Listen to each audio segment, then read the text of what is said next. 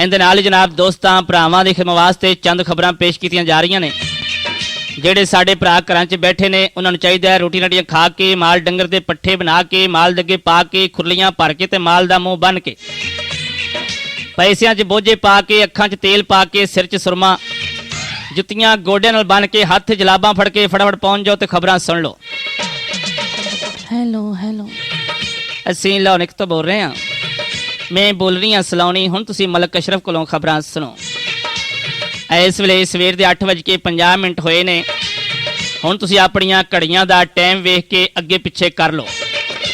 ਅੱਜ ਐਤ ਨੂੰ ਬੁੱਧ ਦੇ, ਪੀਰ ਨੂੰ ਮੰਗਲੇ, ਤਰੀਕ ਨੂੰ ਹਫ਼ਤਾਏ। ਤਾਜ਼ਾ ਤਾਂ ਇਹ ਖਬਰ ਮਿਲੀ ਹੈ ਈਸਾਈਵਾਲ ਦੇ ਕਬਰਸਤਾਨ ਦੇ ਵਿੱਚੋਂ 35 ਮੁਰਦੇ ਫਰਾਰ ਹੋ ਗਏ ਨੇ। ਅੱਜ ਦੀ ਖਬਰ 'ਚ ਆਇਆ ਪੱਤੋ ਪਹੁੰਚ ਗਏ ਨੇ। ਪੱਤੋ ਦੇ ਸਾਹਿਬਾਨਾਂ ਨੇ 10 ਫਾਲੇ ਨੇ 5 ਸਿਨੇਮਾ ਵੇਖਣ ਚਲੇ ਗਏ ਨੇ। ਪੱਤੋ ਦੇ ਸਾਹਿਬਾਨਾਂ ਨੇ ਕਿਰਾਏ ਤੇ ਜਹਾਜ਼ ਕਰਕੇ ਉਹਨਾਂ ਮੁਰਦਿਆਂ ਦੇ ਪਿੱਛੇ ਲਾ ਦਿੱਤਾ। ਮੁਰਦਿਆਂ ਨੇ ਇਹ ਕੰਮ ਕੀਤਾ, ਜਹਾਜ਼ ਦੇ ਚਾਰੇ ਟਾਇਰ ਲਾ ਲੈਣ, ਜਹਾਜ਼ ਹੌਲਾ ਹੋ ਕੇ ਸਮਾਨ ਪਾੜ ਕੇ ਉਤਾਂ ਨੂੰ ਚੜ ਗਿਆ ਹੈ।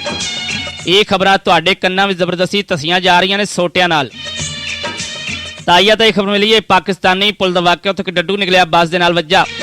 ਬੱਸ ਚੱਕਣਾ ਚੂਰ ਹੋ ਗਈ। 35-36 ਆਦਮੀ ਹਲਾਕ ਹੋ ਗਏ ਨੇ। 8-9 ਦੇ ਨਾਲ 8-9 ਜ਼ਮੀਨ 'ਚ ਦੱਬੇ ਗਏ ਨੇ। ਹਾਈਡ ਬੱਲੋ ਕੀ ਦਾ ਵਾਕਿਆ। ਉੱਥੇ ਮੁਰਦਿਆਂ ਨੇ ਅਪੀਲ ਕੀਤੀ ਹੈ ਸਾਡੀਆਂ ਕਬਰਾਂ ਵਿੱਚ VCR ਤੇ ਟੈਲੀਵਿਜ਼ਨ ਨਾ ਲਵਾਏ ਗਏ, ਅਸੀਂ ਮਰਨ ਤੋਂ ਇਨਕਾਰ ਕਰ ਦਿਆਂਗੇ। ਇੱਕ ਗੁੰਮਸ਼ੁਦਾ ਬੱਚੇ ਦੀ ਤਲਾਸ਼ ਹੈ ਜਿੰਦੀ ਉਮਰ 180 ਸਾਲ ਹੈ। ਉਹਨੇ ਐਨਕ ਥਾਂ ਜੁੱਤੀ ਪਾਈ ਹੈ, ਜਿੱਥੇ ਤੋਂ ਤੈਨਕ ਕਮੀਜ਼ ਥਾਂ ਸਲਵਾਰ ਪਾਈ ਹੈ, ਸਲਵਾਰ ਥਾਂ ਕਮੀਜ਼। ਮਾਂ ਦਾ ਨਾਮ ਮੋਮਬੱਤੀ, ਪਿਓ ਦਾ ਨਾਮ ਦੀਵਾ ਦੱਸਦਾ। ਜਿਸ ਭਾਈ ਸਾਹਿਬ ਨੂੰ ਮਿਲੇ ਨੂੰ ਫੜ ਕੇ ਹੁੱਕੇ ਦੇ ਫੁੱਲ 'ਚ ਤੁੰਨ ਦਿਓ, ਸਾਨੂੰ ਦੀ ਕੋਈ ਲੋੜ ਨਹੀਂ। मौसम महकमा मौसम याद की पेशगोई के मुताबिक पिछले 24 घंटों के दौरान आसे पासे सारे इलाके उत्ते गड़ा पैण दा मकान है। जेड़े भाई खबरां सुनते पे ने इन्हां उत्ते कोका-कोला ते फैंटे की बारिश होगी। आसे पासे झाकण वाले ते इट्टां रोड़े कट्टा बरसाया जाएगा।